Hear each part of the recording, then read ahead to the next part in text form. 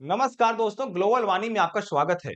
देखिए 28 फरवरी 2026 को ईरान में खामेनी की मृत्यु होती है।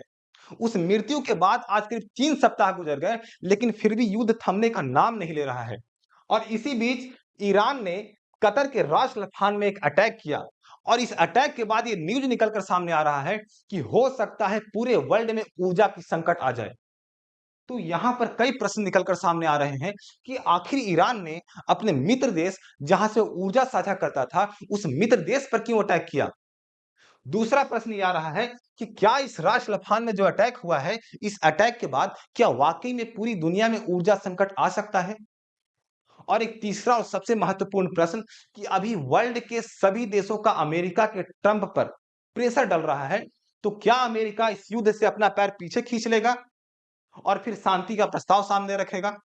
तो चलिए एक-एक करके हम सारे प्रश्न को समझते हैं और सबसे पहले हम समझेंगे कि आखिर ईरान ने कतर पर यानी अपने मित्र देश पर यानी जहां से ऊर्जा साझा करता था, उस देश पर अटैक क्यों किया? उस देश के जो राश लफान एरिया देख रहे हैं, इस राश लफान एरिया पर क्यों अटैक किया?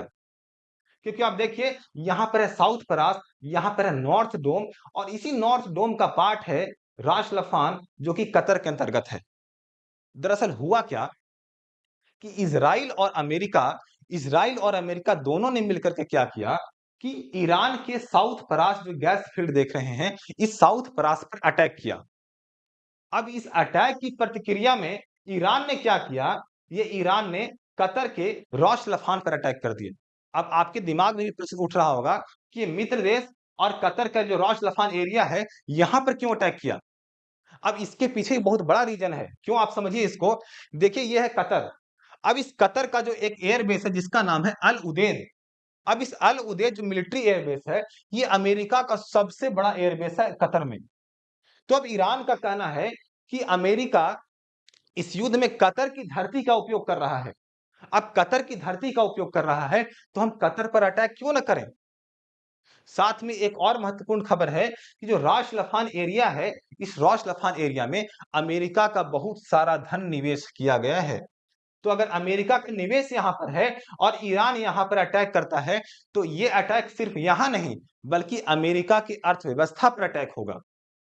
अब देखिए कि अमेरिका तो यहाँ पर सॉरी ईरान तो यहाँ पर अटैक किया है, तो ईरान यहाँ पर अटैक करने के लिए कौन से टेक्नोलॉजी का यूज़ किया? तो ये था स्वार्म टेक्नोलॉजी। अब थोड़ा आप स्वार्म टेक्नोलॉजी के बारे में समझिए कि आखिर स्वार्म टेक्नोलॉजी होता क्या है और ईरान ने इसका कैसे यहाँ पर इस्तेमाल किया? देखिए, स्वार्म टेक्नोलॉजी में होता क्या है कि बहुत सारे छोटे-छोटे ड्रोन होते हैं। अब ये जो ड्रोन होते हैं बहुत छोटे-छोटे, ये एक सेंट्रल सिस्टम से कनेक्टेड होते हैं। अब सेंट्रल सिस्टम से सारे कनेक्टेड होते हैं, तो सारे एक-दूसरे से कम्युनिकेट होते रहते हैं ऊपर में। अब इनका मुख्य काम क्या है कि किसी देश का जो डिफेंस मैकेनिज़्म है, उस डिफेंस मैकेनिज़्म को भरमाना ही इनका मुख्य काम है। तो ईरान ने इसी स्वार्म टेक्नोलॉजी का यूज़ किया और छोटे-छोटे ड्रोन भेजा। पहले कहाँ? कतर में। और कतर का जो डिफेंस मैकेनिज़्म था, उस डिफेंस मैकेनिज़्म को पहले ये सारे ड्रोन मिलकर के पूरा भरमा दिया।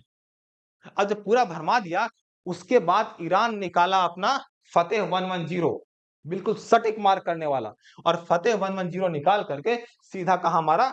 ये मारा कतर के इसी रॉश लफान एरिया में और इसको रॉश लफान एरिया मार करके यहाँ पे इसको बर्बाद कर दिया। अब देखिए आपकी ये रॉस लफान एरिया की बात हो रही है, आखिर रॉस लफान एरिया है क्या? और ये पूरे वर्ल्ड के लिए क्यों इतना ज़्यादा इम्पोर्टेंट है? आप इसको ध्यान से समझिएगा। देखिए, ये है आपका रॉस लफान एरिया, यहाँ पर देखिए ये एरिया, ठीक है? अब जो ये एरिया जो रॉस लफान एरिया है, इसको माना जाता है कि ये एलएनजी का हब है। एलएनजी का मतलब होता है लिक्विफाइड नेचुरल गैस। अब ये तरलीकृत जो नेचुरल गैस है उसका ये हब है, तो इस हब पर अगर अटैक होता है तो क्या होगा? इस अगर हब पर अटैक होता है तो भारत के एक रसोई घर से लेकर के यूरोप के एक फैक्ट्री फैक्ट्री तक अंधेरा हो सकता है। ऐसा मैं क्यों बोल रहा हूँ, इसको आप समझिए। देखिए, विश्व का करीब 20% एलएनजी यानी कि लिक्विफाइड नेचुरल गैस यहीं से आता है और दूसरा भारत जितना उपयोग करता है, उसका 40 से 45% इसी साइड से निकल कर के आता है। यानी कि लिक्विफाइड नेचुरल गैस का ये पूरा हब है और अगर यहीं पर अटैक हुआ है, तो क्या होगा? ये एरिया बर्बाद हुआ है, तो क्या होगा? पूरे वर्ल्ड में क्या होगा कि एलएनजी का शॉर्टेज हो जाएगा। इसीलिए इसको इतना काफ़ी इम्पोर्टेंट माना जा रहा है। और जो तर्क दिया जा रहा है, कुछ जो विशेषज्ञ हैं वो तर्क दे रहे हैं कि अगर यहाँ पर अटैक हुआ है, इस जगह पर अगर अटैक हुआ है, तो मान के चलिए कि अगले 6 महीने से लेकर के 1 साल तक इसका कंस्ट्रक्शन फिर से दोबारा नहीं हो सकता। और अगर नहीं हो सकता है, तो पूरे वर्ल्ड में एनर्जी संकट का सामना किया जा सकता है।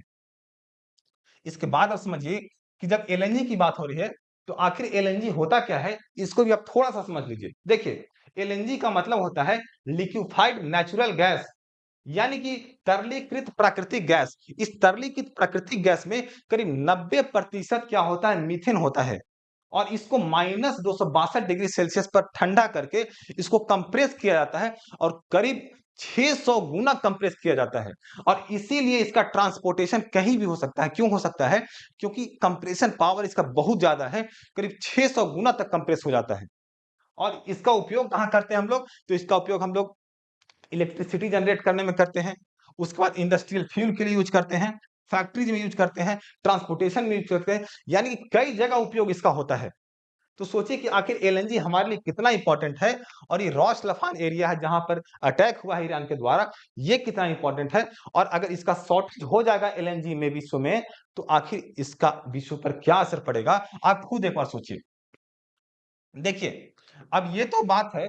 इसके बाद ट्रंप का कहना है, ट्रंप ने क्या बोला है कि अगर ईरान दोबारा यहाँ पर अटैक करता है, तो हम क्या करेंगे कि ईरान के जितने भी गैस स्टेशन है, जितने भी एनर्जी स्टेशन है, एनर्जी रिफाइनरी है, सबको हम तबाह करके रख देंगे। अब ये मामला इतना तो चल रहा है, लेकिन बात है क्या? एलएनजी की बात है, और एलएनजी की शॉर्टेज होने की बात है।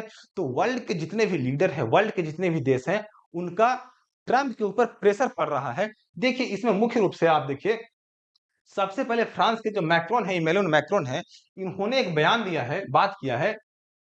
किससे बात किया है? तो ट्रंप और कतर के अमीर से सीधा बात किया, और क्या बोला कि नागरिक और ऊर्जा बुनियादी ढांचे पर हमले को तुरंत रोका जाना चाहिए। क्यों रोका जाना चाहिए? क्योंकि अगर आप, यानी कि इज़राइल और अमेरिका, अगर आप ईरान पर ये अटैक नहीं रोकते हैं, तो ईरान भी नहीं रुकेगा। तो इसीलिए इमैनुअल मैक्रोन क्या, उन्होंने भी प्रेशर डाला। दूसरा बात यूरोपियन नेशन का है, जो यूरोपीय कंट्री है, यूरोपीय देश है, इन्होंने क्या बोला कि एलएनजी जो गैस है, गैस की भारी कमी हो रही है। तो ट्रंप से मांग किया है कि अमेरिका अपनी रणनीतिक पेट्रोलियम रिजर्व, यानी कि स्ट्रैटेजिक पेट्रोलियम रिजर्व से और अधिक तेल बाजार में उतारे। क्यों उतारे? जैसे अमेरिका मान लीजिए अपने पास रखा हुआ है, जो स्ट्रैटेजिक स्ट्रैटेजिक बना करके वहां से निकालो। और इसलिए निकालो ताकि जो शॉर्टेज हो रहा है, और शॉर्टेज होने के बाद जो कीमत बढ़ेगा, उस कीमत को नियंत्रण करो।